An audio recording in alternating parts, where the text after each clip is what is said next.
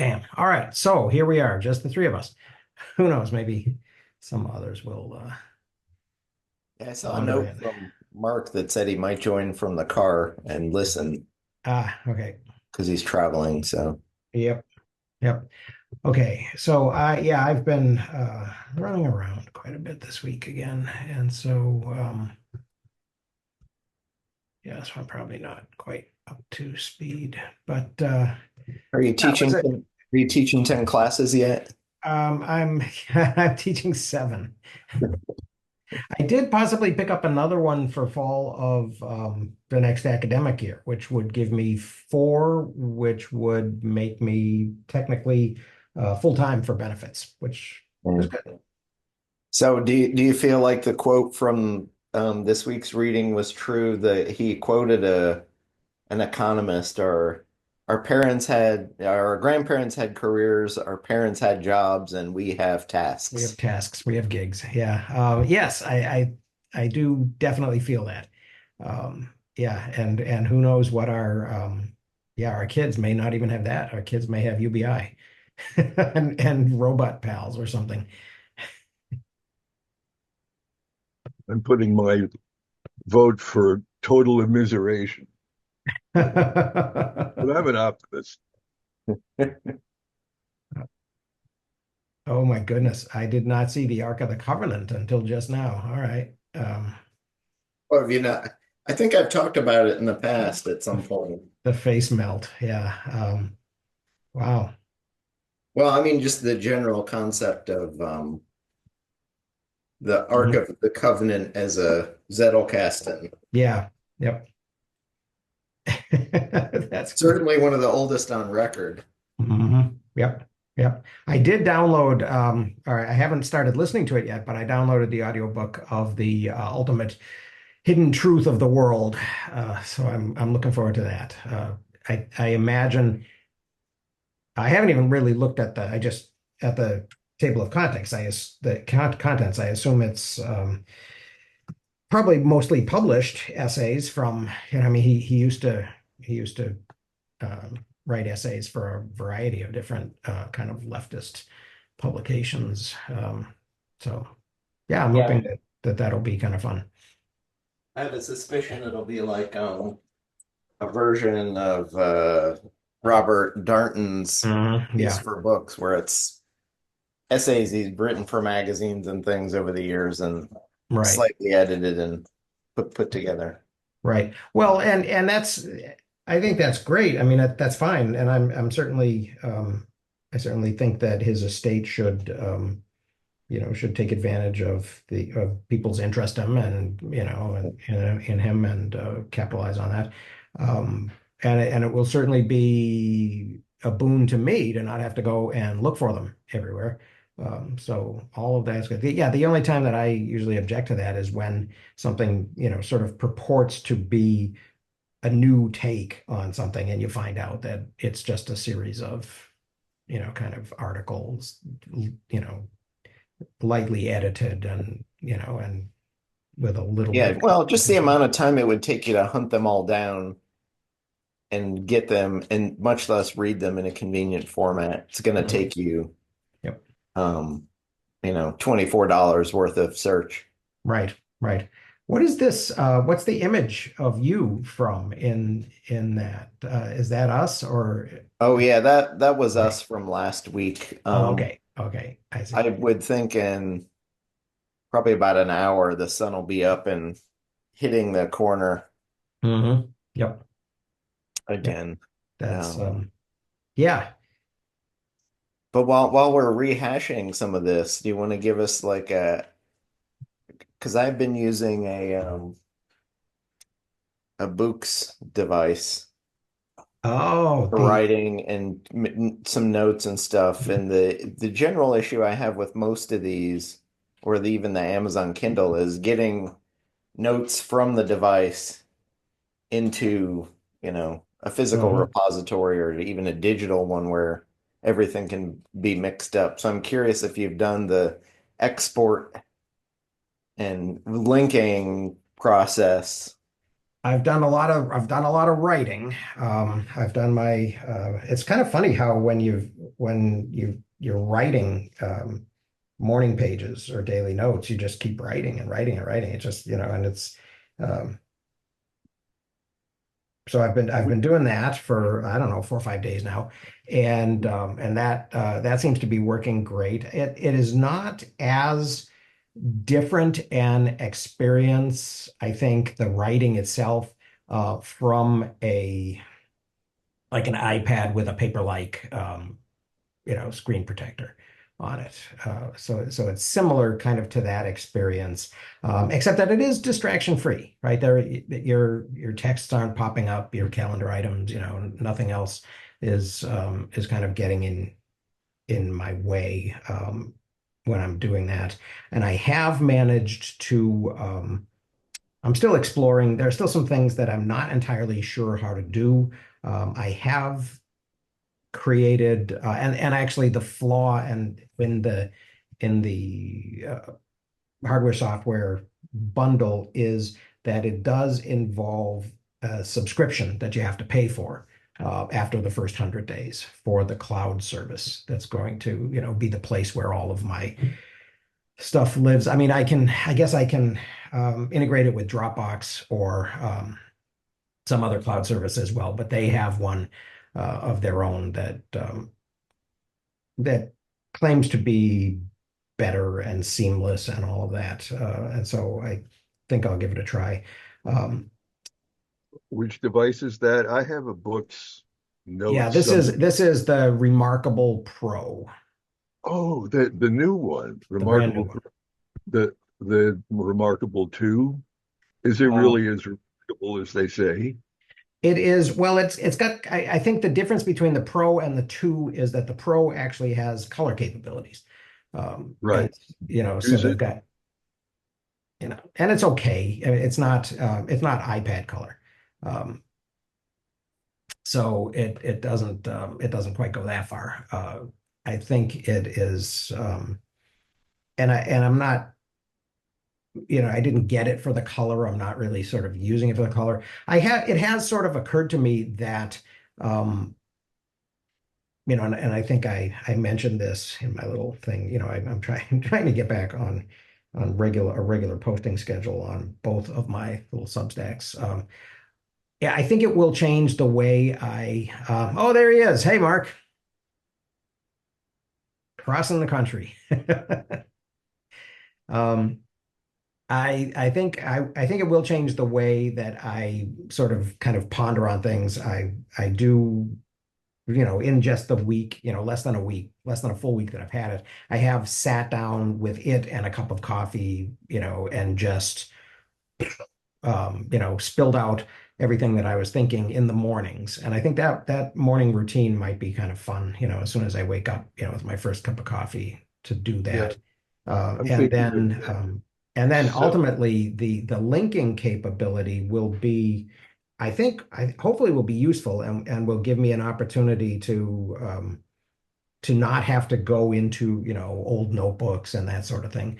I was also able to start highlighting and annotating a PDF.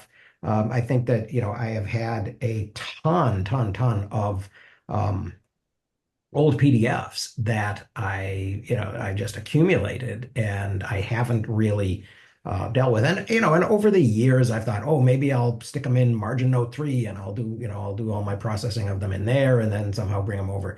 And I was trying that on the iPad for a while and, with not really complete success.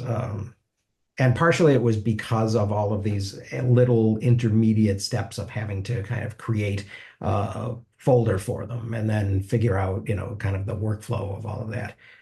So I'm hoping that this will be more straightforward. It seems like it's easy enough to highlight and mark things up. The second part of that, right, the part of getting it um, back into a system, I don't think, it had occurred to me really briefly that, well, if these things are, handwritten things on a page, are they Zettels? Well, they're not really because they don't, there's no box that you can really put them in. Right? I mean, they can be in a folder kind of randomly, but there's no way really to, there's no easy way, I don't think, to search on numbers. Yeah. No You know, standard give them format. a kind of a Well, unique identity, and then go back yeah. in and find them. Well, Uh, it's the issue answer. of everybody who always asks, should I have two boxes or three boxes or, Yeah. four obsidian vaults? Hmm. Yeah, it's great, but then it keeps that thing separate from all the rest, Hmm. which Yeah. Yeah. doesn't help remind you that when you need that thing, here it is, and you can search one place and find it all. Right. Right. So, Right. And I'm not entirely against, and I guess the evidence, I was going to say I'm not entirely against doing things over, right? I've been sort of skeptical of too much automation because it would make things too easy for me, and it would eliminate those points of resistance that, from the retrieval perspective are desirable difficulties, right? Are moments when I have to kind of extend myself a little bit to mentally bring back an idea or something. And so that is, I think that's valuable. That will be, that this will be a step where I will have something written, and then I can highlight it, and I can do, it will do handwriting to, it'll convert it to typed text. And it does that fairly accurately with my handwriting. And then it doesn't actually index the handwritten stuff, but it does index the typed stuff. So at the very least, I will probably, my version of kind of going back through and reviewing my notes, and double bracketing things, which is what I had sort of done with my daily notes in, when I reviewed them in Obsidian, will probably be, taking little pieces of this and turning them into typed text, or just, using the little. I didn't get there's a keyboard option like there is for the iPad, which I did not get. But there's an on-screen keyboard as well, so I can, make tags and, and keywords, or turn things into, indexable, you know short yeah. phrases or Well, whatever. even the fact of putting the double brackets on, you're indexing it in some sense, Yeah. which is, it's the equivalent of uh, Mortimer Adler saying, use the last page of your book and write your own personal index. Hmm. And Yeah. which makes it a lot easier to come back to, oh, I know it's in this book and this thing. And Hmm. then I can find my personal index and then flip through and find the page. And Right. at least Right. And it's I've always slightly sort of easier. suspected that the whole, that a lot of the point of that, and a lot of the point of, when we were talking about Bob Dodo, of his, process of making a positive statement, not just having kind of a descriptive, this is a post about digital Zettelkasten, or this is a note about digital Zettelkasten, but making a statement, digital Zettelkasten are are good because, or whatever, or are bad because, or, whatever point it is you're going to make in the note, that actually, you know cements it to some neurons in your brain as well. So then when you go back and you're searching for that idea, you've got you've you've at least greased the skids a little bit in that way, which make, and really I suspect that is probably to a great extent what Luhmann did. And it wasn't entirely, that part of the cybernetic nature of the Zettelkasten for him was, what it had done to his brain to sort of ingrain those ideas into kind of pathways that made it easier for him to then say, I know exactly where that is. Yeah. Or when you want to do a syntopic version of a thing, you can find, even if they're all empty notes, you can find the bracketed thing you've been collecting all along. Hmm. Let's say it's Thomas Paine and his wool socks. Yeah. Over a career of 40 years of reading about Thomas Paine, you have a lot of references to his wool socks, and you can now write the definitive, edition. Mhm. Yeah, yeah, yeah. Or yeah, and it's funny the whole yeah. It was funny that I was using the Thomas Paine thing as a kind of a test case for this. I was learning some things about Paine from this new biography that I hadn't read. I had for a paper in grad school read about a dozen different um, biographies of Paine and sort of compared them and talked about how America's impression of Paine had changed over the years and Britain's as well.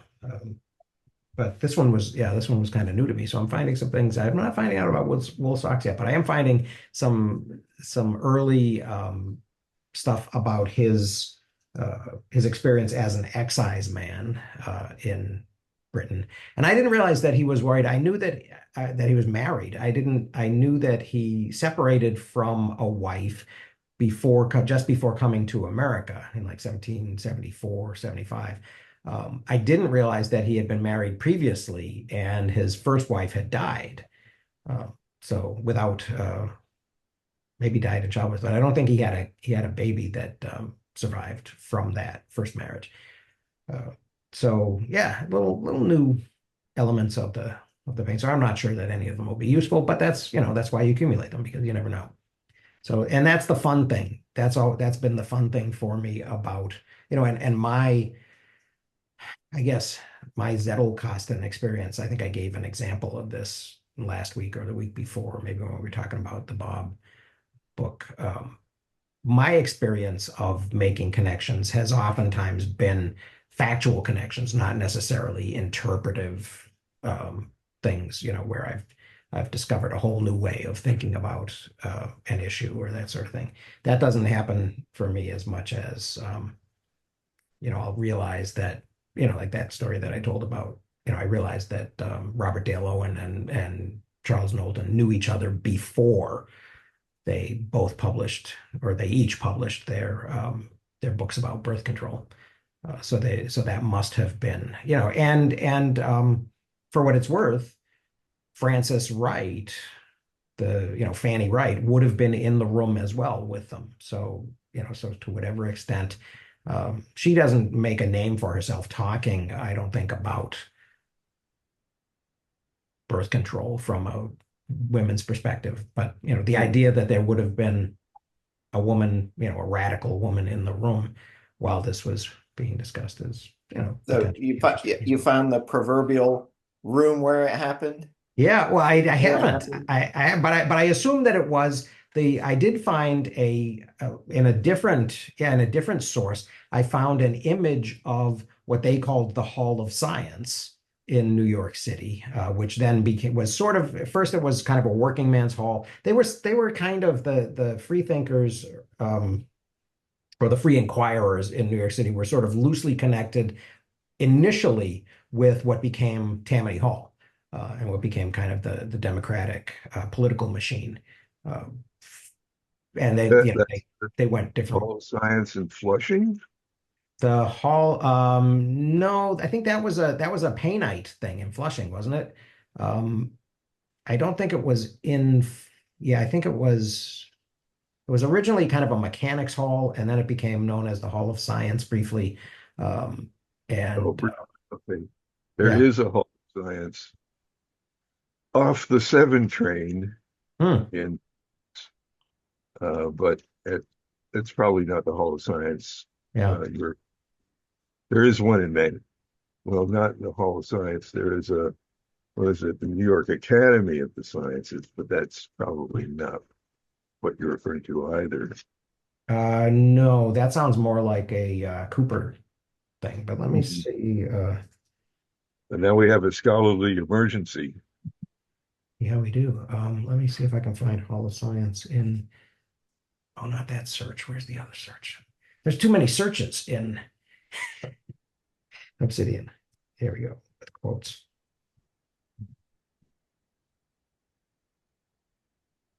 That's why this is the wrong vault. That's what's going on. I got too many vaults open. This is why you need just one. Need just one. Yep. Hmm.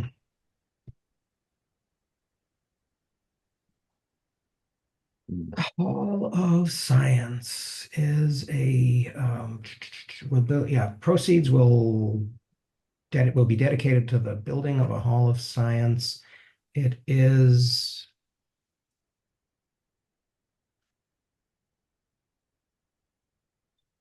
that doesn't say Broom Street. It's on Broom Street. Oh, okay. So I was wrong on two counts, and it's recorded. Yeah, it was the 18 the one that they yeah, the one that they kind of established in 1829 was on Broome Street. There, yeah, there would have been. I mean, halls of science were popped up all over the place, and especially much more so in Great Britain, but I think also in New England and New York, probably for a period of time. I mean, it's that it's that brief period of time that what's his name, Albert Post, wrote his dissertation about before becoming an investment banker or something. That became uh, it's like 1825 to 1845. That's really kind of the golden Okay, age. that's before New York became known for media and finance. And Mhm. Yeah, that must have been the period before, because it's not known for science now. It yeah, hasn't been for some time. right. Right. It was Possibly yeah, Redis. there was a brief period of that that for a long time has been imagined as kind of the golden age of infidelity in in America. And it's the generation it's really kind of the generation after the first generation of the New Republic, the generation of the people who fought in the revolution, not necessarily people who led it. It was influenced by the people who led it. A lot of them were deists, and folk like even radicals, even crazy people like Ethan Allen, wrote a book. Freedom, the only guide, or something like that for humanity. So yeah, so that was so that was trying to keep track of all of the little details that I've picked up in different sources over time of that kind of that topic. That pursuit has been one of the things that the whatever degree it's like a Zettelkasten, and the thing that I do in Obsidian has been useful for me. But getting to the book, let me open up the Kindle. I've been listening Oh, and reading, and I my do think. Go ahead. my aura on my card index has shown up. Oh yes, yeah, there it is. But, in just a few minutes, the light's going to go through the crystal and show me the exact card I need.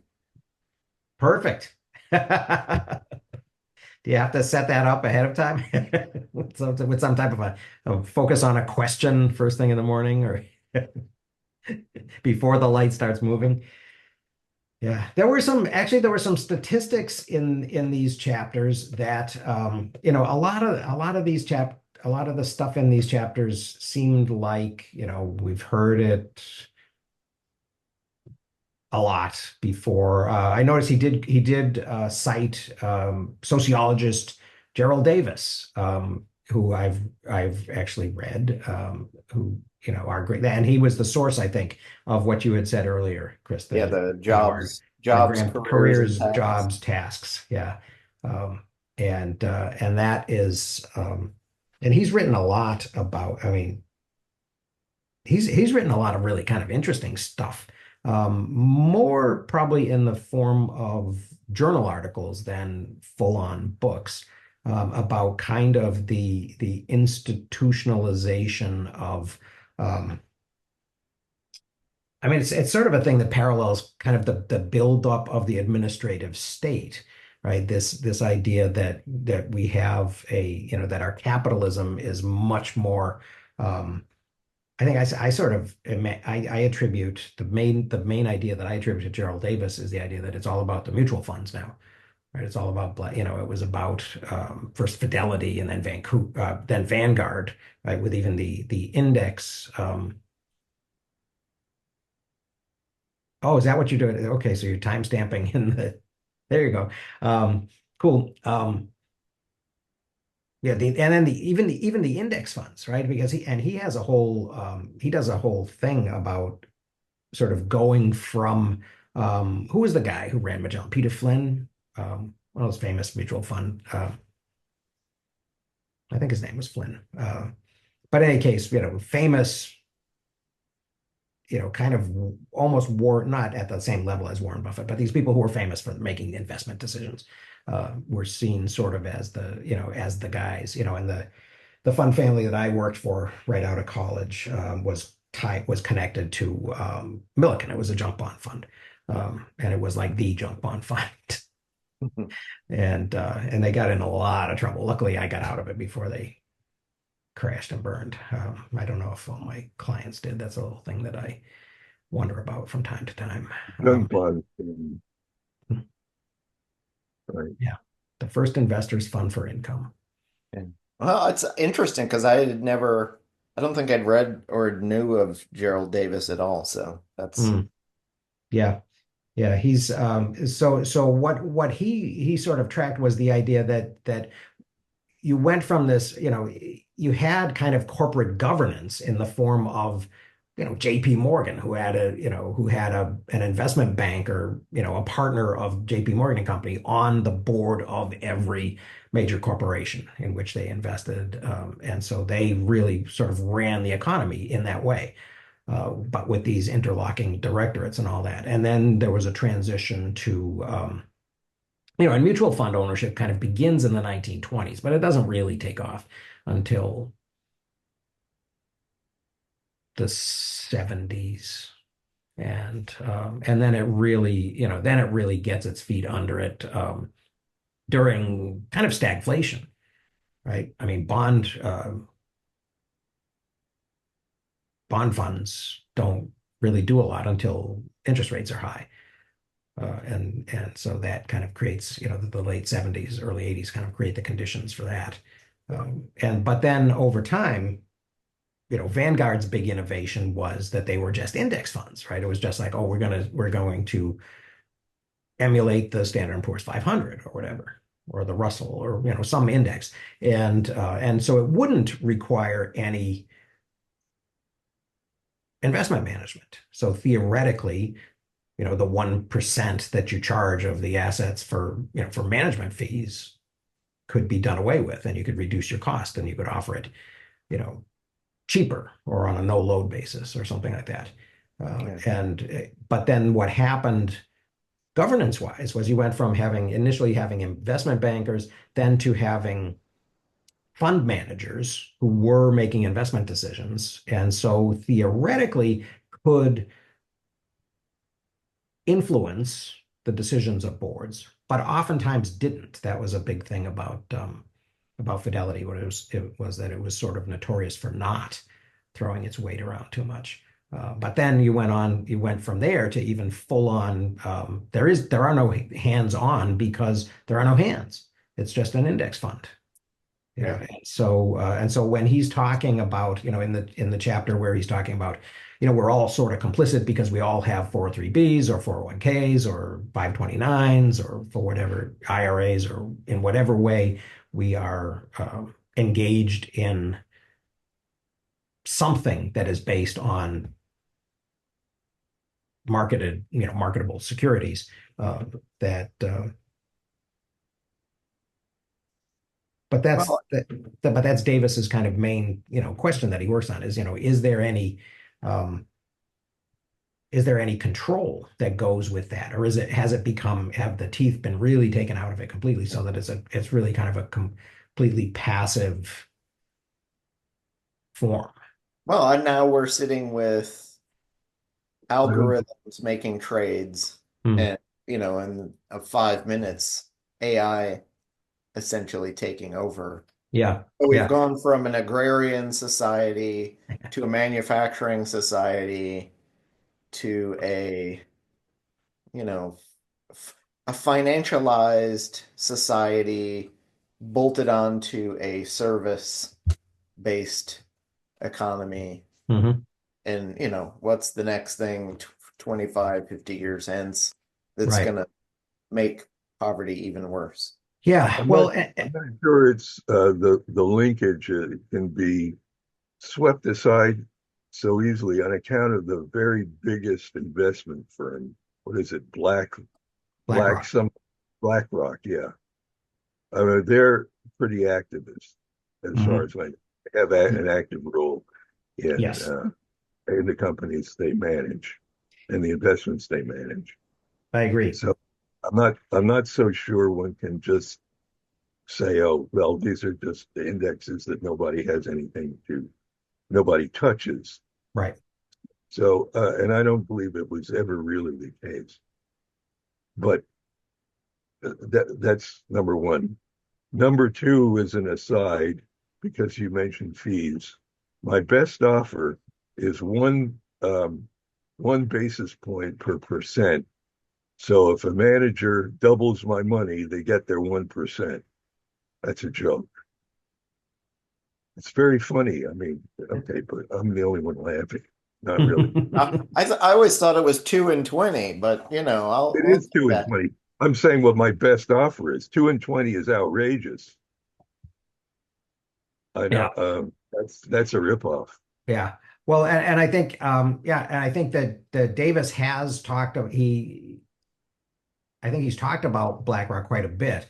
Mhm. And I do think that that is, kind of it's a new case. And I think that what needs to happen, honestly, is that we need numbers to attach to these Yeah. ideas, right? And I think that's one of the things that Davis has been, trying to do is actually put some numbers to these things. Because one of the things that I'm curious about is really that sort of that same issue of that, like, in lately there's been some talk in the sort of renewable energy circles, right? That, or environmental circles, that we're being that the American consumer is being sort of guilted into imagining that we can solve this problem by turning the lights off when we leave the room, and that sort of thing, when really, that is a drop in the bucket compared to data It's centers, minuscule. running AI algorithms or something like that. And Yeah. so, It's so the scale minuscule. of the issue is something that we need to have some numbers to be able to put Or to.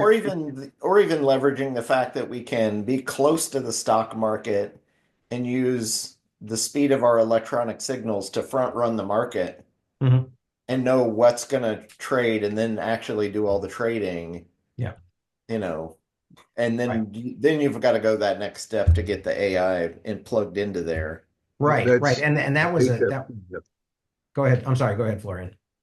No, that's high frequency trading. I was subjected to severe criticism on what was it? Hacker News, Y Combinator, Mhm. for suggesting that I would believe that high frequency trading um, really benefited anybody if the typical timeline to retirement were 1 millisecond. And and I was accused of not knowing. We high frequency traders can contribute, and then a couple years later, it always takes 2 years later for me to, after one of my dumb statements, to show up in the comments in the New York Times or someplace in the mouth of some Wharton business professor. So that's what happened. Hmm. Um, yeah, Yeah. Well, I think the idea, the high it's kind of interesting how high frequency trading was initially just kind of this brute force thing. I want to be a few feet closer to where the transatlantic cable comes out of the water, and that will give me, a couple of milliseconds head start on, on kind of processing this data stream as it comes through. And now on top of that, we can even now we can overlay these algorithms, these AIs that will see correlations and search for causality in them in things that we wouldn't even imagine could possibly be related. So that'll be interesting. I'm sure Well, fortunes will be made. yeah. Well, there's a lot of front running in this, and you have you need a thick skin to talk to them directly Mhm. about this thing. Yeah, Well, yeah. you need you need heavy infrastructure to be able to build and do that though too. You need a lot of dough. Yeah. So, Uh, and I it's not too dissimilar from, in it was the early 70s that Michael Bloomberg started building essentially the Bloomberg machine and leveraging that as a means of, you know, dramatically changing the bond markets because it was just pure guess. Like literally you show up at work every day and you make a market because you work in it and you say, "Oh, I think they're going up or they're going down," and then you talk people into buying or selling to make that market. And then Mhm. suddenly he's got you know, data to actually back up what's going on to actually make some money at doing that Right. thing rather than trying to make a market. Yeah. Yeah. It's odd how, when I was kind of 1990 98, 99, when I was with Silicon Graphics. For a while I had New York City as one of my I was based in Egan at the Cray site, but I had New York and New England as my territories. And I would go to Manhattan and there would be people who would be putting, these and even at the time it was graphics computers. It was like Onyx 2, visualization, you know, multi-dimension. I guess it was because they were doing multi-dimensional kind of vector work, right? But they would be putting them in these really, really upscale, multi-million dollar condos so that they could do high frequency trading, right? So that they could do, and I actually, later, years later, a, a dozen or more years later, when I read whatever it was I read first from, Taleb, Fooled by Randomness, or, The Black Swan or something. And he's talking about, running his Monte Carlo engine in his little domain, staying in his attic and doing his thing. I imagine that's what I was participating in sort of unknowingly at the time when I was, helping people provision these SGI, you work. apartment-based supercomputers. So you work for SGI? No kidding. I was in research computing for a long time. Yeah, I worked for SGI at kind of right at their peak for about Huh. 2.5, 3 years, right after they had bought Cray and before they augured in. And I told them not to build anything with Intel architecture. And they went ahead and did it anyway, and that was the end. Right. Because I had come out of the PC business and they just didn't, and they had come from, there was a period when their CEO was an engineer too. It was Bob Bishop. And they had gone from McCracken and people who had been more marketing oriented to this guy who was, hey, there's Pat, um, Morning. to this guy who was more, he just wanted to live in Switzerland and do engineering or something. I guess this means we can't talk about high frequency trading, parallel parallel computing, and investment. We have to- But because Pat is going to put the kibosh on it. That's no, no. We may have to talk about the book. Yeah, we may. That we just there. That we Oh, have to be one of serious. my We have to get serious now and talk about the book. Okay. yeah. Now that Well, Pat's here, All we're right. No more we're tangents, held to Damon. the fire. that's right. So you can mark it at 8:43 is when, the discussion actually got The on book track. talk began. Um, Yeah. So, my favorite, I think, was the George Stigler mention of we don't know how things work, so I'm going to make it up and throw out a theory, and that's going to guide us for 40 plus years and get me a Nobel and Prize. give me a Yeah. Nobel Prize until but even then, that broad general advice that he provided all those years ago is still, I think, heavily ingrained into large parts of the culture, Hmm. who still think as just general, this is the way life works, so why question it, why bother? Or how do Yeah. you why should we do anything different? Um, and particularly on the far right seems to operate as if that's, Yeah. pardon the phrase, gospel truth. Right. Yeah, it's fine for Elon Musk. His, it's kind of weird.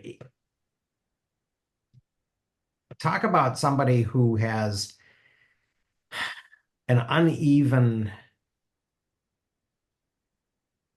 kind of set of understandings of the world, right? And I don't know. Used to think. I guess maybe it's just because they're so distant from us in history. We used to think these genius polymath types were sort of uniformly good at everything, right? And and I think that maybe maybe it's only because we're getting and sort of a right here, right now, real time experience of how that fails. Um, Well, and also because he's doing it in real time on it also Twitter. causes a broader societal issue of that, we're seeing heavily right now is can we trust science? Hmm. Can we trust healthcare and medicine to do the right thing? Because there are these, somebody throws out a conspiracy theory, and rather than writing down on card one idea and card two a second idea, and then putting the two together and comparing them to figure out which one is the right, ground truth, Hmm. and then or which way should we go, as well as continuing to compare cards 4, 5, 6 and card 500 to make sure that 50 years later we're actually still using the right models to describe what's going on. Hmm. Because to literally to hear that Stigler makes this comment or writes this paper that's picked up, and we've seen it in several of the books we've read, including probably most uh, solidly Donut Economics by Kate Hmm. Rayworth. Like that, the ideas we built our economy on were just patently false and horrible models. Hmm. And because of that, we really should change what we're doing. But it's taken almost 75 years for people to start coming out of the woodwork and say, yes, those models were wrong, and how can we make new models? But the people making those new models are, right now they're still grad students who are learning and kind of building those new models. So it's going to take another 25 years before those kind of enter the mainstream and kind of hopefully take over to create some improvement in people's lives. Hmm. I Yeah, wonder if only there were a theory that told you something about, I don't know, ideology and material conditions. I wish I Yeah. could put my finger on it. It seems to me that Stigler's assertion, it's my fundamental thesis that they can and should be outspoken and singularly agreed that we cannot raise the minimum wage, uh, was spoken in the same voice as the CEO Mhm. who says, you know, we're not firing anyone, we're increasing competition in the labor market. Mhm. So, I mean, it just magically it happens to coincide with uh, a capitalist imperative. Mhm. So, Yeah. how Yeah. is that? How do we Just explain that? it's just a coincidence. Yeah. Well, it's Yeah. some of it too seems to be. We're watching a few things lately. There is a massive imbalance in a lot of markets that exist. So you as an individual only have access to a small picture of what's going on, which makes it much harder to act. So if you're, um, let's say you're a law firm, you can build up a whole bunch of clients to bring a class action against someone, and it's only by building up all that data of all the individuals that you can realize something bad is going on behalf of a corporation. But then you can leverage that to either destroy the corporation or extract some of that value back out for the consumer. Mhm. A similar thing happens in the insurance markets. Insurance companies collect tons of data to know how should we insure particular people for particular things. But wouldn't that data be much better off in the hands of the government acting on behalf of the people To to prevent those bad things from happening? better either fix those things or help those things or help out the people, you Hmm. know, Yeah. pull themselves up. Yeah. Um, but Well, yeah.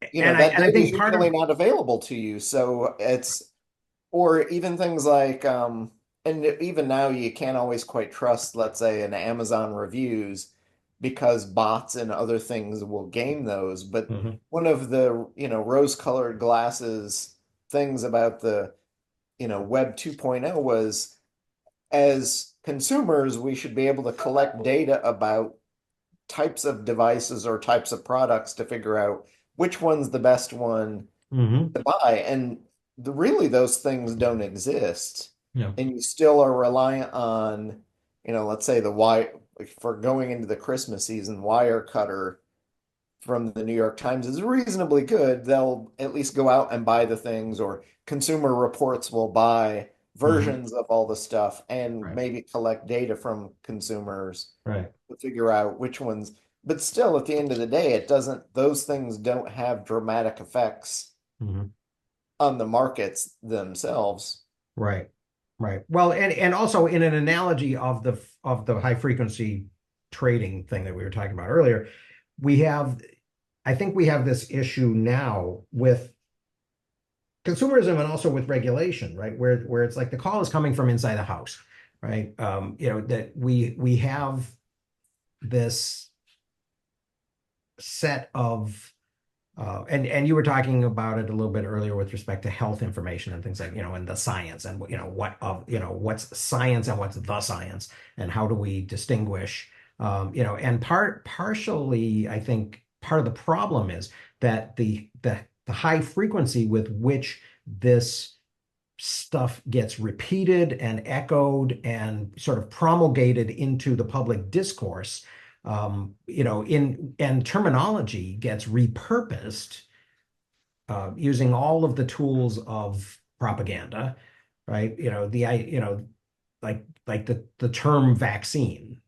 What is it? And is the thing that we are arguing about actually one? And if so, then what? And if not, then what? And we can't even have that conversation. It also, I mean, and it also has struck me this week, with all of this, post-election, um, fast tracking of nominations for people to hold positions in the new administration and stuff. That a lot of this has been somebody my family said something recently about, oh, did you see that woman from South Dakota? She seems kind of weird, who's been put up for or Homeland Security or whatever. And my, kind of my initial reaction was, yeah, she does. And then my second, the next thing my brain went to was, well, wait a minute, haven't I been hearing some strange things about the person, the guy who's in there now? and some kind of iffy stuff about sort of what's going on now. And but the difference is, right, that those people who we currently have, who we haven't thought about in that way, like these people are, that like this is what we're afraid of right now is the barbarians at the gates, right? There's this whole influx of people coming from elsewhere, right, who don't necessarily have the same kinds of commitments to just the way things should work, right? Yeah. And the norms. But historically,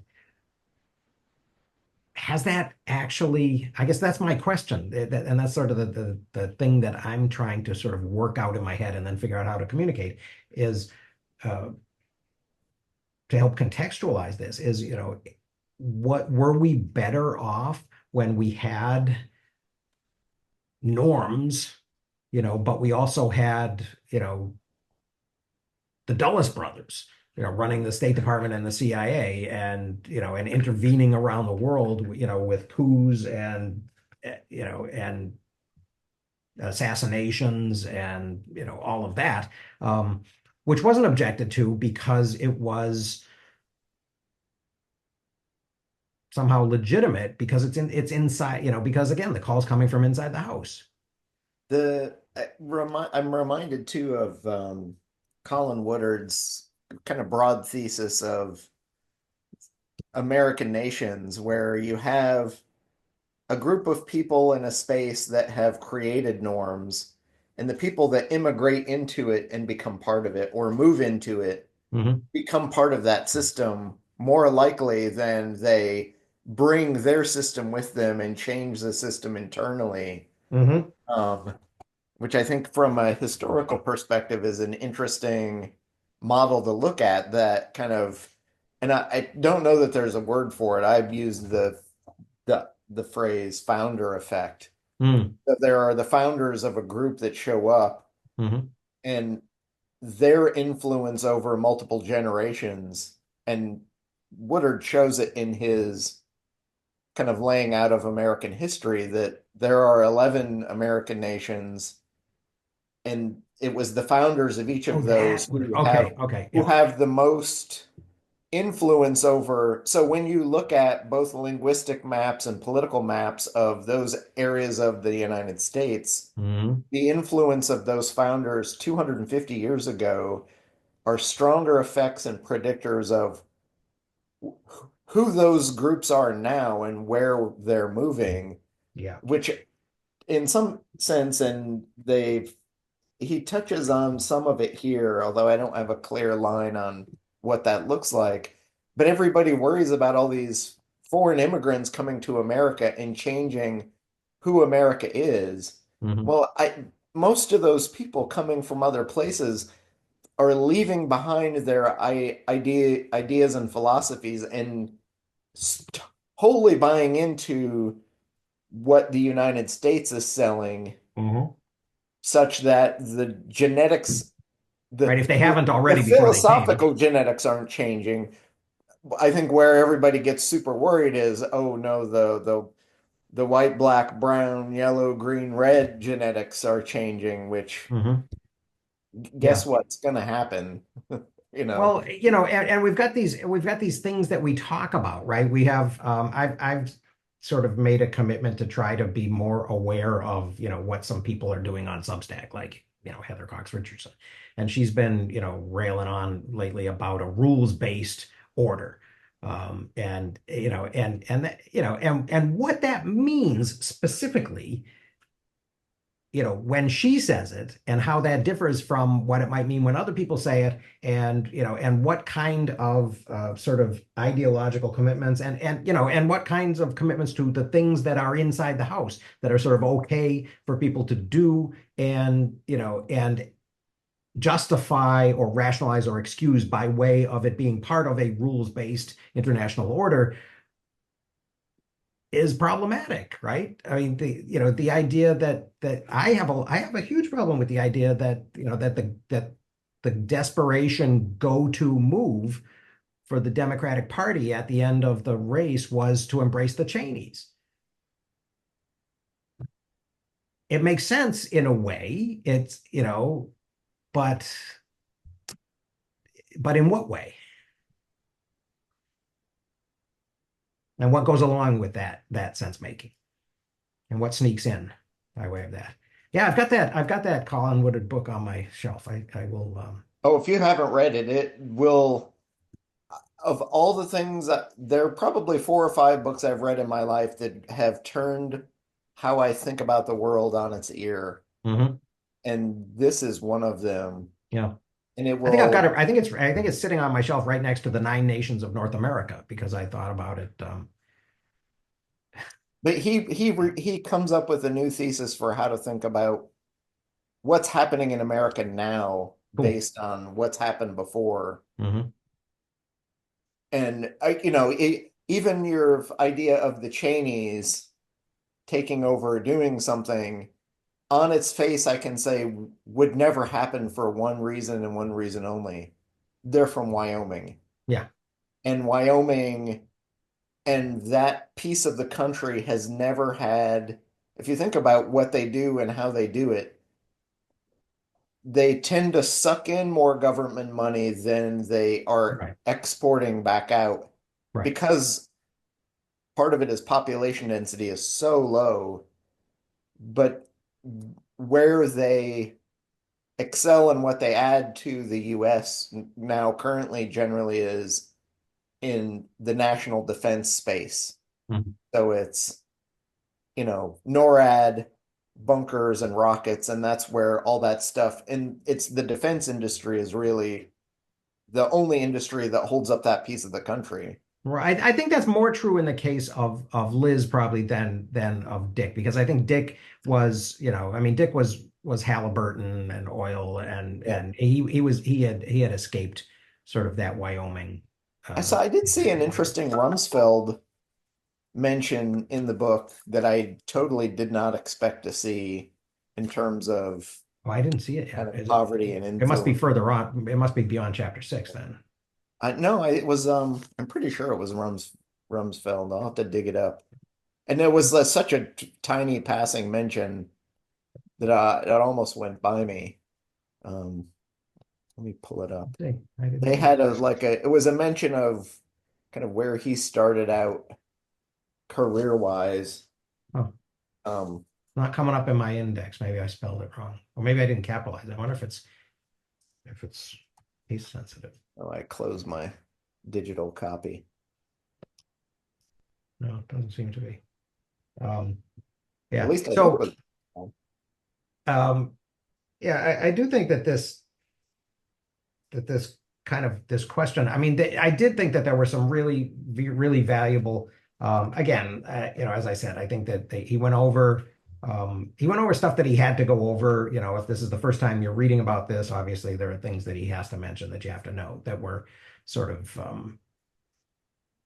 repetitious for us, given the number of things that we read. But where he stresses, and I won't give you a page number in the Kindle because it's meaningless. But this idea of labor power when he's talking about that, and he says since 1979, the bottom 90% of income earners, and then he stops to say not the bottom 10, 20, or even 50%, but the bottom 90% saw annual earnings gains of only 24%, while wages for the top 1% doubled or more. I thought that was useful and kind of valuable to kind of put that fine a point on it again and say, this is really since 1979, real wages have grown 0.3% a year for that group at least.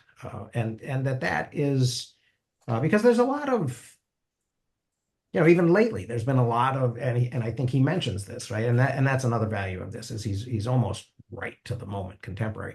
Um, this idea of inflation and what is inflation really counting, and for whom does it really make a difference? Well, so much for the tax base. Well, and then okay, and then yeah, and then since you brought it up, Florian, and then he goes to this whole argument about how tax rebates are the same as subsidies, Yeah. which am I the only one who had trouble with that? I had some trouble. I mean, I kind of get where he's coming from, but I think that is that doesn't even. I mean, that doesn't even Well, that it doesn't fly. in So, some sense. So if you Depends look on the at, tax. and even worse in California right now, if so we when we sold our house 8 years ago in Glendale and moved into our current house, we were able to see all the financial transactions of the other side, what they were paying, what they were financing at, and mhm. we knew where they were moving from, so I could know what their rental rate was. So Oh, that, they're paying roughly 2 grand and change for an apartment in Santa Monica every mhm. month for two people and a baby on the way. We're selling our house. I think we bought it at four-ish and sold it at 7.5, which is just insane even in that time frame. And then we were buying a house for, it was like almost 950, just shy of a million. And our monthly payment on our new house, just shy of $1 million, was lower than what this new family was buying a $750,000 house at the same time. Mm, So, and part of what allows us to do that, and the benefit you get is you go from, let's say, a 2,500 a month rental,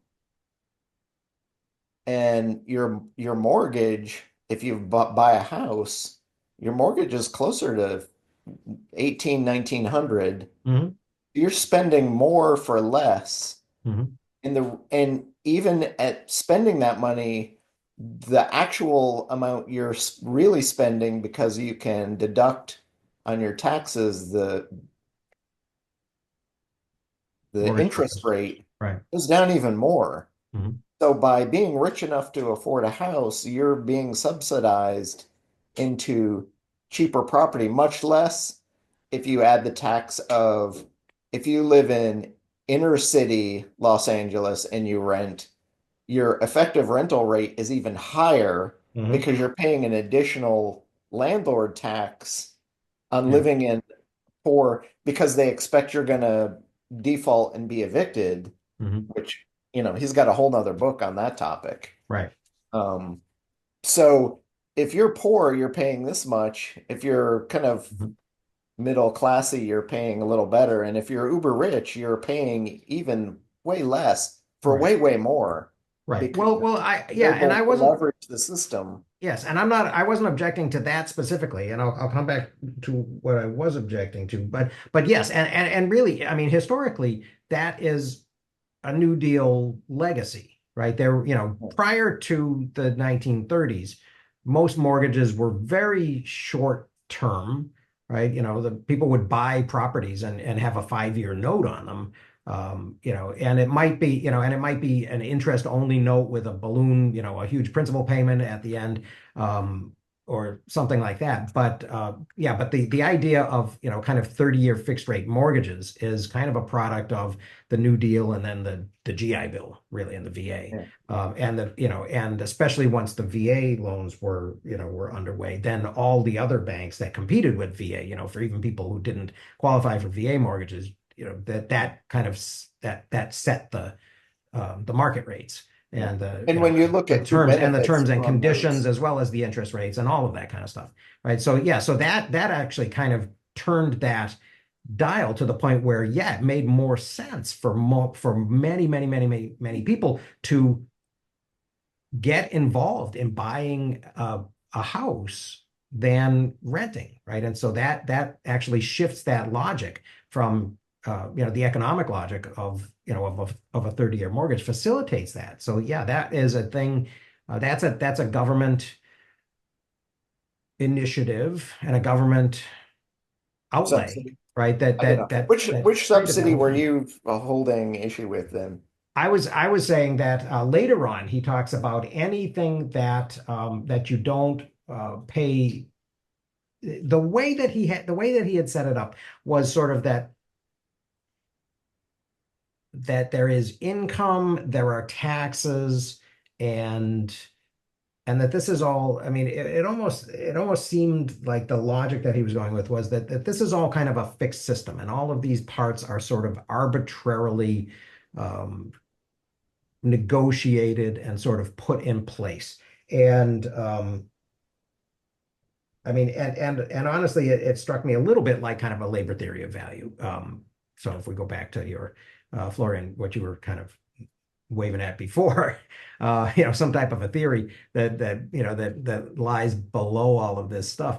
That the government, that if you as a as if I as an upper middle class person, although my income is very precarious right now, it's adequate for my needs, and so I think of, I mean, the whole part where the whole section where he starts talking about, well, people think of, my hard-earned money and the government is taking, and he waves at Reagan saying, that this should be painful because we should be reminded that the government is robbing us and all that ideological stuff. But this idea that it's our money and the government is taking it to do something with, right? That logic. Whereas it seems like the worldview that he is actually living within and trying to pull people towards is one of there being a pie, and what we're talking about is how to divide it up, right? And I think that that Probably. is a big part of the truth, but I don't think that's necessarily the whole truth. Well, Well, I have a couple of things. what piece of the US highway interstate system do you immediately benefit from? What piece of that pie does Dan get versus that same pie, and how much does Jeff Bezos benefit from that system? Oh, You know, yeah, so you benefit a little from it. You right. probably drive back and forth and use it even on I a get weekly basis. So absolutely. you can do nothing else but visit your cart catalog. Hmm. Um, but Jeff Bezos on a daily basis is benefiting way, way more than you ever do. Even if you get a tiny fraction of the same benefit that Jeff's getting because you ordered a book from Amazon and it shows up tomorrow, Right. or even this morning. I had days where I can order a book in the morning and it's at my house before noon. Wow. It helps that I live in the metro LA area. Right. And, 20 minutes away, there is a massive Amazon shipping depot. Yep. So as long as the thing I order is super popular and super big, it can show up in minutes almost. Yep. But do I benefit the same way he benefits in that system? And then the question is, shouldn't we all benefit a little or more equally?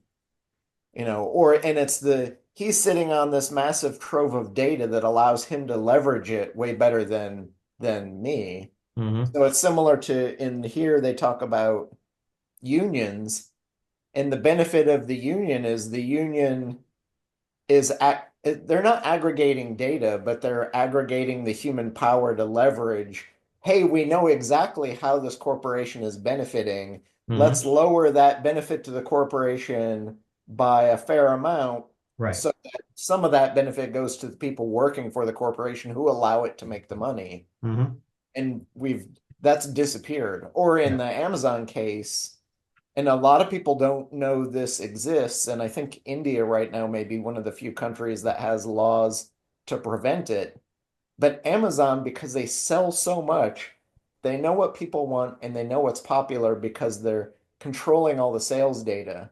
Sure. If you have a company, you see orders come from Amazon and you know what your order, you know what your piece of the pie looks like. but you don't know what every one of your competitors' data looks like to be able to better compete against them. But Hmm. guess who does? Amazon knows that. Hmm. And what are they doing with that data? They're saying, oh, this cell phone case is super popular and it's selling for this amount and exactly this many a month. Hmm. Well, we can use that data. We can go find exactly the plant in China that's making it. We'll make the exact same thing and then we'll cut the price by 5 cents. And suddenly all of the sales from maybe 20 different companies who are selling that same thing disappear overnight. Right. And Amazon owns it all Hmm. because they have the data. Yeah. And it's not, and nobody, unless you're running the plant in Shenzhen that's actually making those, your ability to leverage that just disappears. Hmm. But it's Well, having access to that data. Yeah. And Amazon is actively putting a lot of small mom and pop shops out of business by doing just that. Like, hey, Hmm. this thing's popular. We know it is, and with almost no work, Yeah. we can take all of that off the table away Right. from. yes, it's Yes. the envy. It's it's the envy of the. It would have been the envy of the social planners of the Soviet Absolutely. Union. I mean, the Absolutely. economic planners of the It's the ultimate Soviet. disintermediation. Yeah. Yeah, right. I mean, okay, they've taken away disintermediation as far as epistemic authority goes. Yeah. The internet has, Yeah. but Or uh, they've also created this big command economy, if you want to call it that. Hmm. Yeah. Done that. Yeah. I, I know I had a real substantive point, but I forgot it. Oh well, you're spared. That'll come back. It always comes back. That's optimism. I think it's gone forever. In my experience, it always comes back. May not be at the opportune moment, It but should be Right. my last card, right? The wit of the staircase. If I could say it in French, I would. uh, the I back thought it to was the labor interesting. theory of value. Yeah, along the way, I thought it was interesting. He talked about how these things, these invisible things. We notice them, or we pretend they're invisible, but then when they're threatened, he says, when Obama threatened to do away with the 529, um, you know, and the Democrats were able to mobilize immediately on that, because people realized, and had always known uh, that this was a benefit. I don't know that that means exactly what he thinks it means. Again, I think this idea that that a reduction in taxes. I think on a balance sheet, a reduction in taxes does look the same as a subsidy, right? Because you're talking about positive and negative flows. I think there's something that he's not dealing with here, Well, about the the idea that emotion it's your around. money, Mhm. the idea that it's your money and the government is taking it is one of those thick statements, right, that Mhm. sociologists talk about. Yeah. And it's the value is let's make an analogy with Hume. There's no necessary connection between cause and effect. Well, there's no necessary connection between the labor that you've expended and the money that you get. Hmm. There's no way to go from I think it was called the transformation problem in Marx. That's one way of looking at it. But uh, what exactly are you owed based on your work? This is a matter of negotiation. Hmm. Now you could say I could frame this. Maybe this is what I thought was really substantive. You could frame say the predatory lending and the asymmetric information and so on in the value neutral terms of game theory and say that we have a class of people, of individuals who are systematically winning asymmetric zero sum games against another population. One Hmm. could say that, and that would be where your choice is minimizing the damage that you're going to suffer in case of predatory lending. Hmm. But in many other areas also, if you want to use this language. Hmm. Well, and that's And so, and I mean, there is something to this idea that it's a pie. I think if you look at it, if you say, oh, well, there is no necessary connection between what I'm earning and the effort I put in, that this is always going to be a matter of negotiation among unequals. Mhm. Yeah, Uh, I think that's absolutely the case. I mean, and it's what Chris said earlier about, Jeff Bezos, benefiting from the Interstate Highway Act, right? The ability to move these products around is a huge subsidy, right? That makes his whole business possible, right? And that is, and the ability, the requirement of, accredited institutions, that students go to accredited institutions to learn stuff makes my job possible. Right. Yeah. And so that, so I don't, so that the value that I add is impossible to value outside of that system. Yeah. Right. And so, yes, in that sense, there's a pie, and it's illegitimate for me to say, oh, the government is taking a bigger slice of my hard-earned earnings, right? well, Because there are all of those factors that go to create. I mean, even a market for can't a even commodity, you can't even you can't even have that accounting conversation. itself. There's a paper from maybe the 60s. I've forgotten. I could find a reference that says that accounting methods are largely arbitrary. Yeah. You can't even figure out uh, who to reward in some company, right? If Hmm. you're sitting in the boardroom, what have you got? You're going to pretend you have price signals Yeah. that, as if there's some sort of market operating there that will tell you, oh, I should award this division or I should sell it off and go at this Shenzhen, China, or someplace. Uh, there is no such thing. It's quasi political in some way. Yeah. Yeah. Well, Uh, and that's the thing is, so given all of that, given, and it's kind of weird that it interests me a little bit that this book has led us to this moment in our conversation when we basically acknowledged that it's all mush, and it's all arbitrary, and so our entire negotiation is political. Um, how did he do that? well, we added a few premises of our own. I would think uh, there's another thing about subsidies. Let's take oil and gas. Let's take an industry that actually matters, Hmm. right, on an economic scale, not Hollywood copywriters. Sorry. I mean, something of economic significance. Hmm. They have something like a $600 billion subsidy per year. Hmm. $600 billion to and that goes to lobbyists, Hmm. goes to advertising, Hmm. it goes to uh, it, Americans don't want to pay the true cost of gasoline, so Yeah. But are they taking some of that and doing some good with it in the same way that Google, who is drilling for the oil of data, so Google's sucking in a huge amount of data and making money in their general premises, all advertising.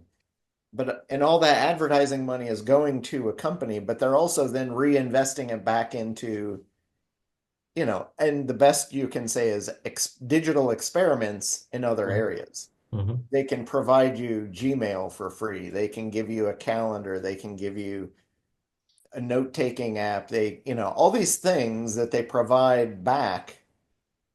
Some are going back to support the advertising enterprise, Mhm. but they're giving you as a user at least some value back for the data you're giving them in a way that the oil industry isn't necessarily giving you the same types of things back. It's all the profits are just going into their pocket at the end of the day. They're not Mhm. diversifying and doing other things, or aren't Apparently, maintaining. Exxon is going to be doing carbon capture, and they're going to be the biggest carbon capturer in the world, and they're going to make more on carbon capture, they claim, in the next couple of years than they do on oil, which I find very hard to imagine. Yeah, yeah. It's because the scale. Well, that's one of those things. It's the same issue, and I don't know if they've won the case, but the state of California has brought suit against a bunch of plastic manufacturers for saying, "Hey, all this plastic is recyclable," when in fact maybe 5% of it is. Hmm. And but we've created this massive, you know, intellectual structure that everybody in America, oh, recycle, recycle, recycle, and it's going to make a difference. When in fact, in reality, it, nothing. Hmm. Right. You're no value out of your efforts to recycle because yes, it's going somewhere and it's all aggregated, but it's not actually being recycled because we don't have the technology. We can't do it.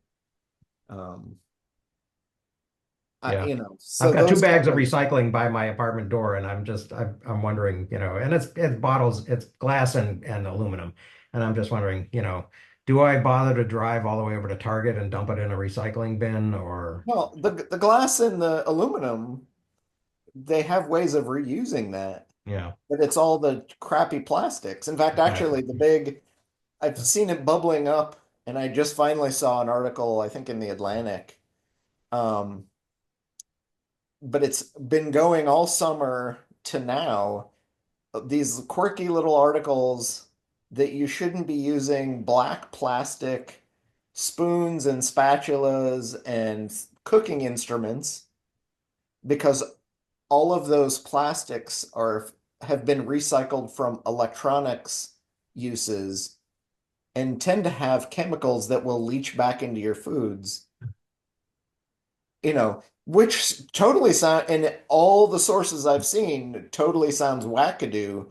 But suddenly now this idea that's been building up all summer that Hmm. I generally have written off to, you know, conspiracy theory is now being written about in the Atlantic Monthly. Wow.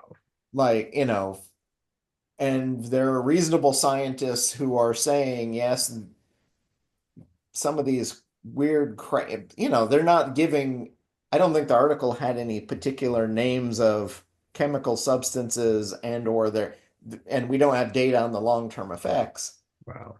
But surely there are at least some people in America who are throwing away their plastic spoons, My spatula. you know, because in fact, and what's weird is I had been seeing these weird things, and usually it's at the bottom of articles where they're like paid ads to go read clickbait stuff. Mm.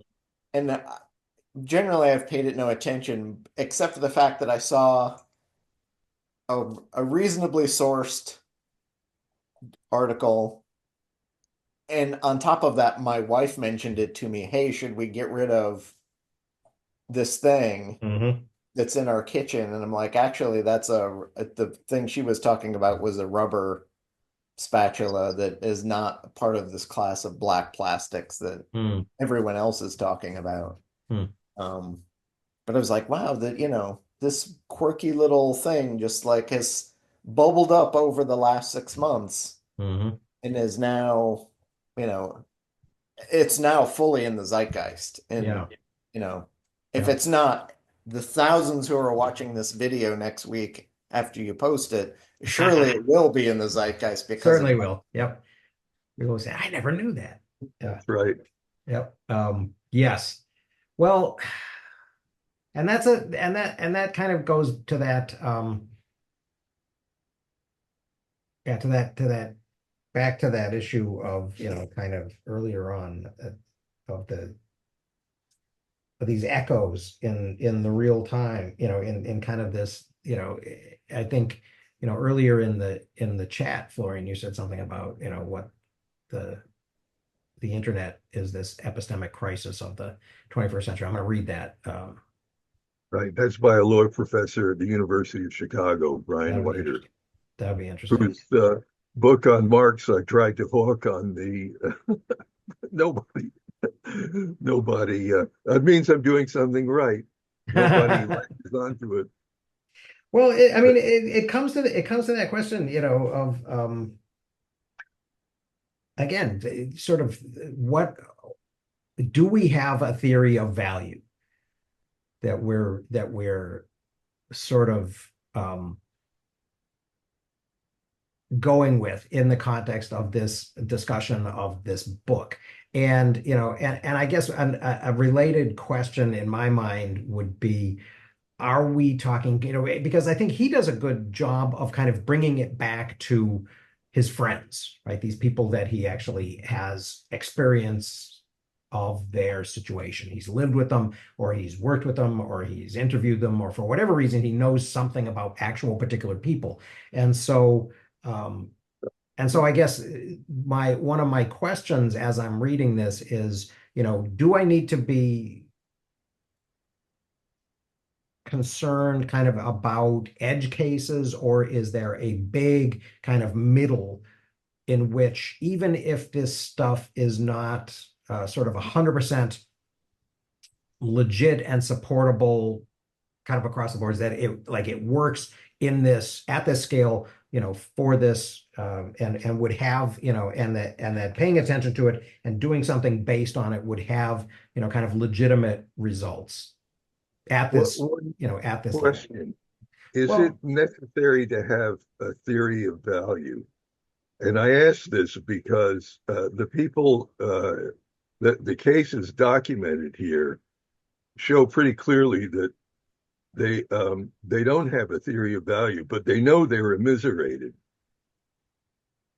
I well, and think I'm that's not so sure that it's actually well, necessary. I think that's no, I think you're right. I think you're exactly right. I think that's the point, is that, is that sort of at the policy level, at the theoretical level, when we're writing books and reading books and talking about this, we're trying to have some type of, thing that's logically consistent or whatever, and the people that you're talking about are miserable and are struggling, and they may not have a theory of value, but they have values, right? And they have reasons why they're doing what they're doing, And and they know that they're suffering. and they know, You yeah, don't need a theory of value to to experience that. right, and they know that, and that guy that he describes, he knows he's working 16 hours a day, 7 days a week for minimum wage, and that, Yeah. and that his little brother wants to buy an hour of his time, and, and that reduces him to tears. um yeah. One of my favorite parts so far, I found myself reading well beyond the two, three, four, the three chapters. I couldn't stop, although I don't remember. I wasn't a good note taker. But one of my favorite parts, I'm going to tip my hand here, where he says that he presented a paper exploiting the inner city at Harvard's Kennedy School of Government. And it showed that some landlords make a living by exploiting poor families live in shabby housing. So the scholar says, "Oh, you're going down a Marxist path. You know that, right?"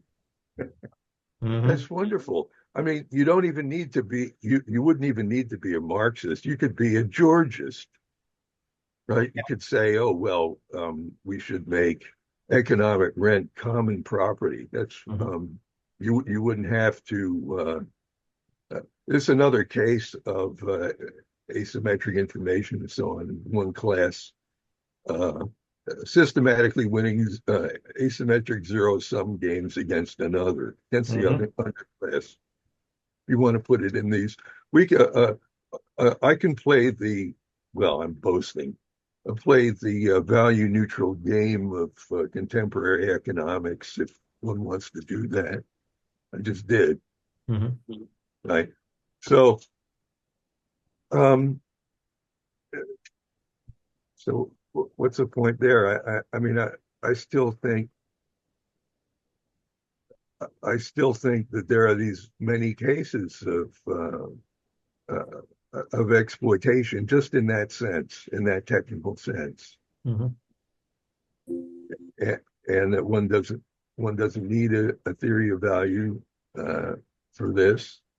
I mean, But we just have to, don't we have to deal with sort of the implicit ones, right? I mean, because he does mention that idea that, that when you are talking about tax rebates or tax reductions, right? Tax credits, right? That they seem like something different because people have this theory of earnings, right? Which is a theory of value, right? I worked hard, okay. I earned this money, or whatever, or I'm an entrepreneur, I created this value, and that somehow that need, by right, I took life, the liberty, and risk. property, right, should Right. be protected in some way, against encroachment by others who want to take away your life, liberty, and property for purposes that you may not agree with. What's the so that we can get our West Wing reference in? Oh God, Tim's not here. It's the yeah, we haven't done it thus far, and we only got 20 minutes left. All right. Um, I would just distinguish ideology from an actual theory. yeah. But Uh, Oh, okay, okay. I see. All right, gotcha. there was the episode where they talked about, like, the part of the American dream in some sense is you're hedging against the day that you become wealthy. So and maybe that's the reason why we don't want to have massive taxes against the uber wealthy Jeff Bezoses of the world, is because one day that may be us too. And in the lottery of life, like, oh, hey, as the poor guy, I don't want to vote for high taxes for the uber wealthy because one day that may be me One day too. that'll be me, right? Almost assuredly, that's never, ever, ever going to happen, you know.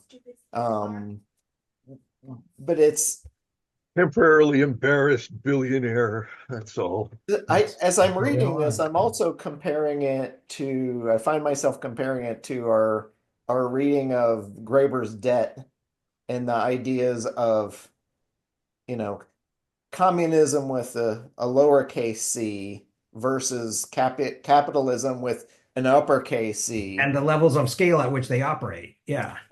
And then at the same time, I've also been reading it with David Graeber's Bullshit Jobs in mind, and the idea that, the little guys who are doing the day-to-day work, the janitors, the food service people who actually provide, or the teachers who are providing direct value to the people they're servicing, make pittances compared to the mid-level paper pusher who's making, 100, 200, 300,000 a year. Mhm. That's really, at the end of the day, is not adding a huge amount of value either to their corporation or to the world in general. Mhm. Um, so those kind of, reading this against those two books has been, and there's a lot of work I've got to do still to pull those things together. Yeah. Um, No, I agree. It's sort of weird. The book that's been sort of echoing in my brain as I've been listening to and reading this has been Chrystia Freeland's book Plutocrats that she wrote years ago before she was a government minister in Canada, when she was still a kind of a journalist. And the thing about Plutocrats that always struck me as really strange was it was sort of at the same time a critique of plutocracy and a kind of a wannabe celebration of it.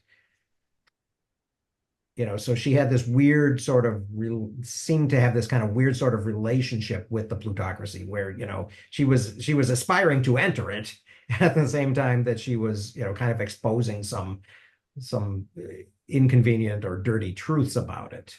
And it and I don't know, I'm getting just the same kind of vibe in a way off of some of this as that.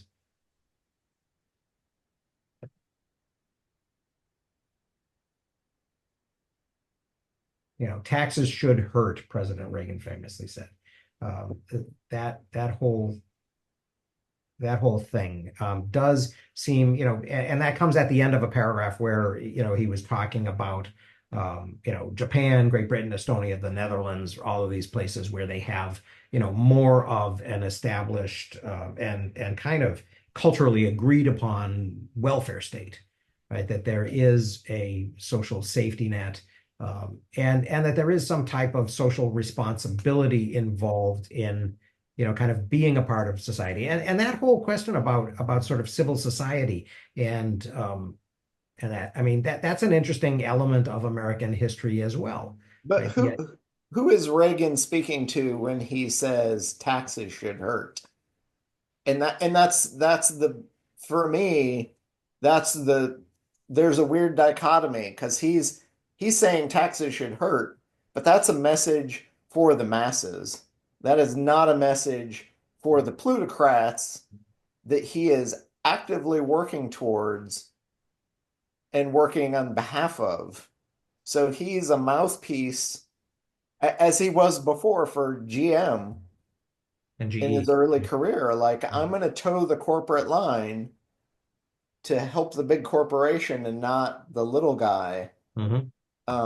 So when I hear him say that, taxes should hurt, that's he's and the actions he takes during his administration totally tell us that he's not talking to corporations and the rich and all the rest. He's talking to the little guy because if you can get, even pennies from the little guy, it'll cover the cost of not having to take those pennies from the rich who can then, you Well, know, and the little guys in that case are the people who are influenced by NAM and Mont Pelerin and the Foundation for Economic Education and all of these sort of proto libertarian, Chicago school, Austrian economic influenced, um, Reader's Digest, Hayek, kind of influenced folks.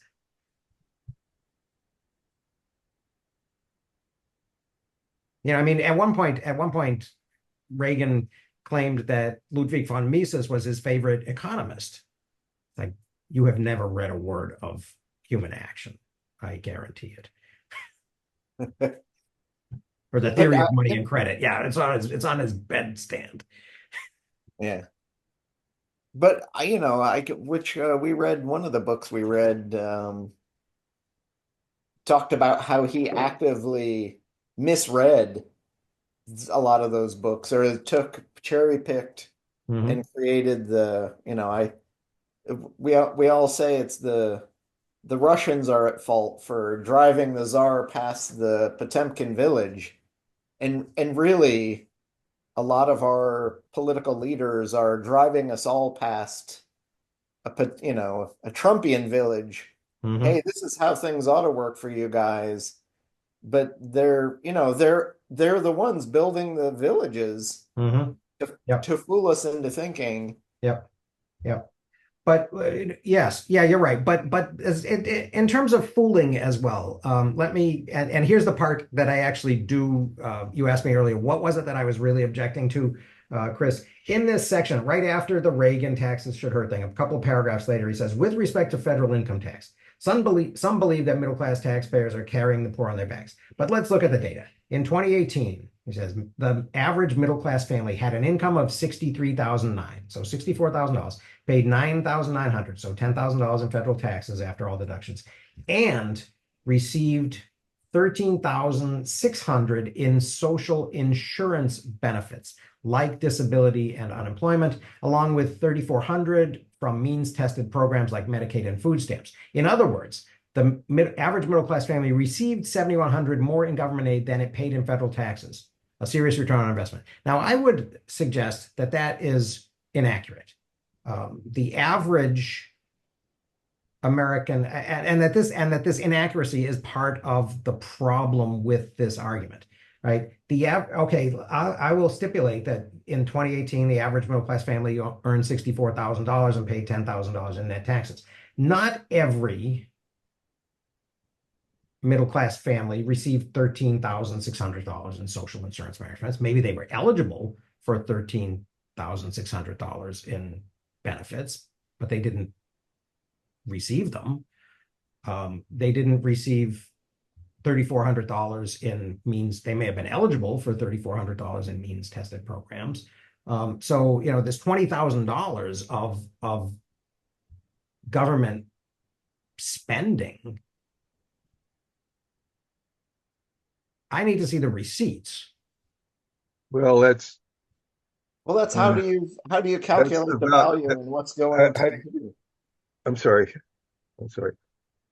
That's how you calculate the payout of an insurance policy, right? This is the government is the insurer of last resort, I suppose.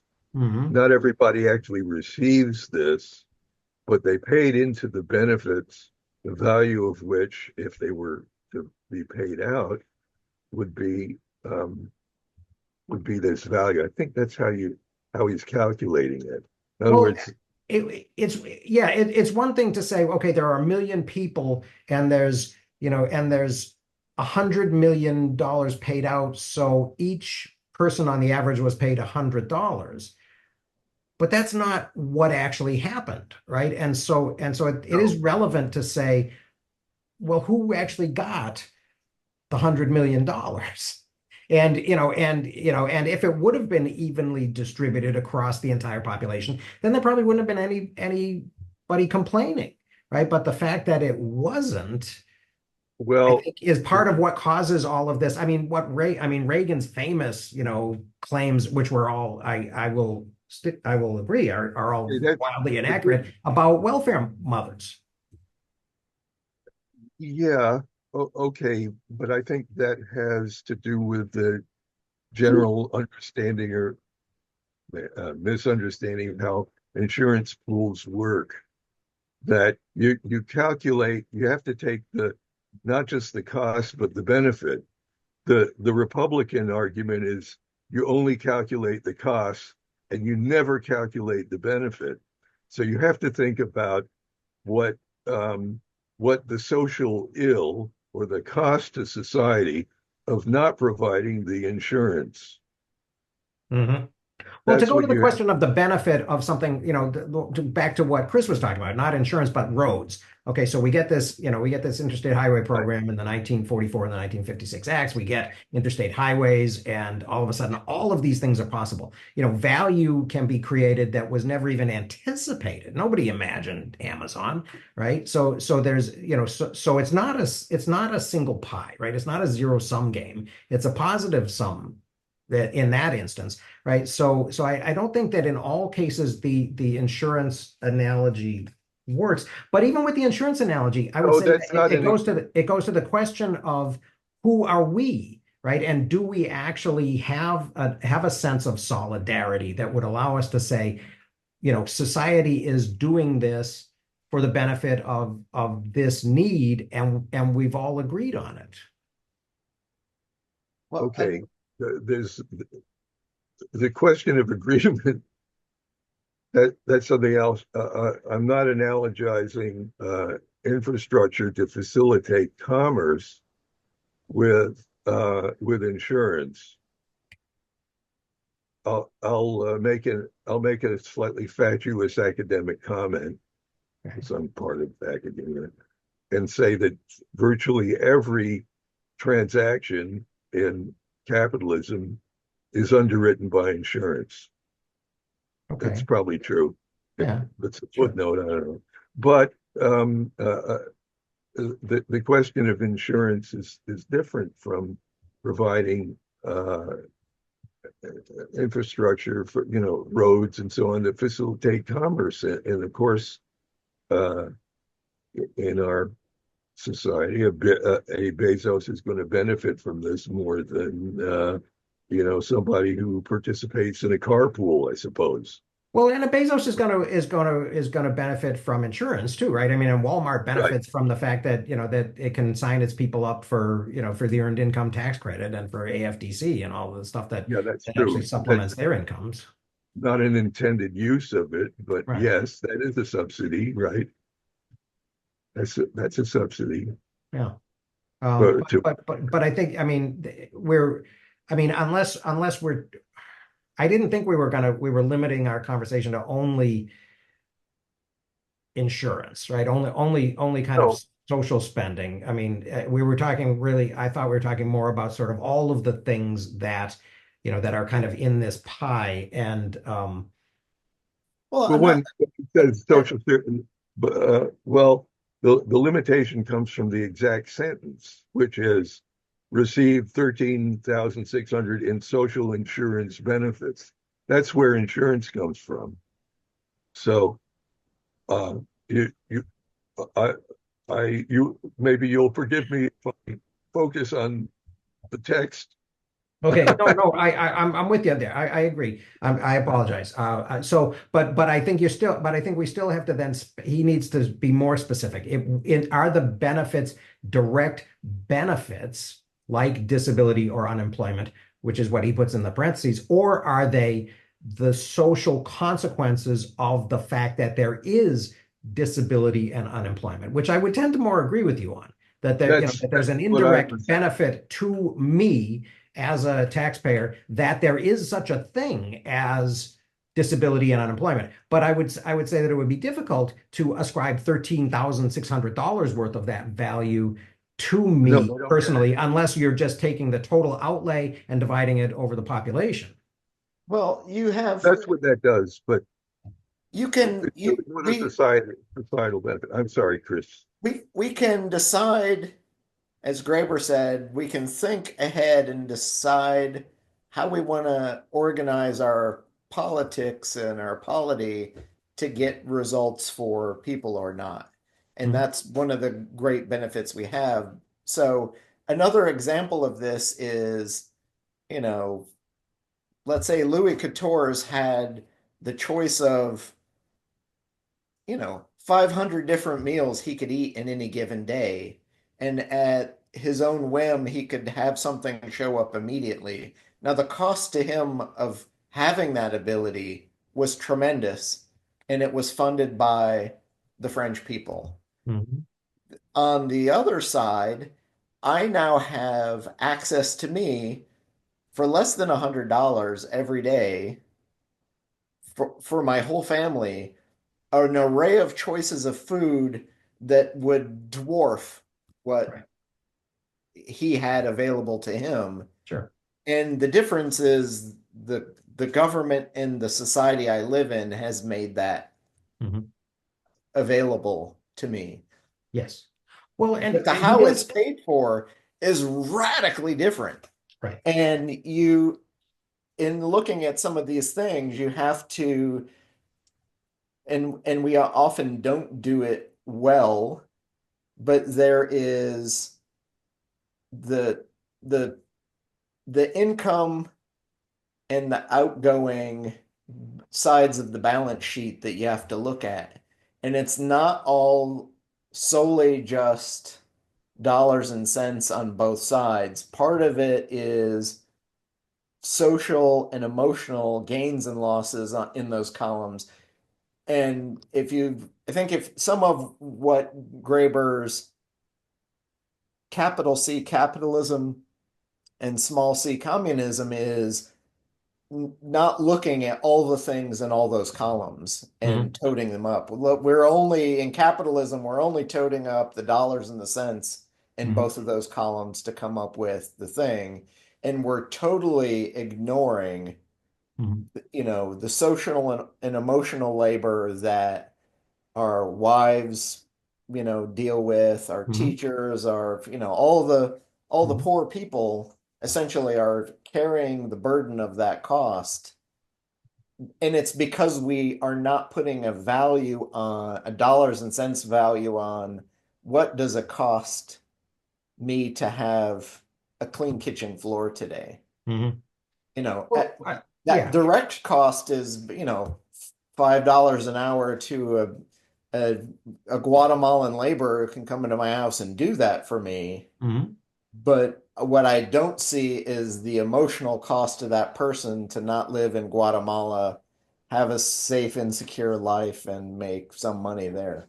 Mhm. So, Well, I agree with you, Chris, and I agree with you too, Florian, and I think that I mean part of it is, he does talk in the text in these chapters about sort of luxuries becoming necessities, right? And we're living in a much different world than Louis the 14th, right? And we have all of this access to all of this stuff, and yet somehow, and he doesn't say this, but this is the other shoe that needs to drop, right? And yet we still think of ourselves as islands, right? We still think of ourselves as individual economic actors who deserve my wages, right? And have some type of way of understanding what they ought to be and why they ought to be mine and stuff, which is all an illusion.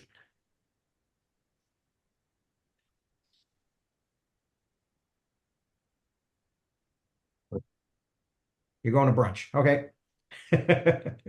it's time anyway, so It's time. Yes. we'll see you It's guys time. next week. So next week, 3 more chapters.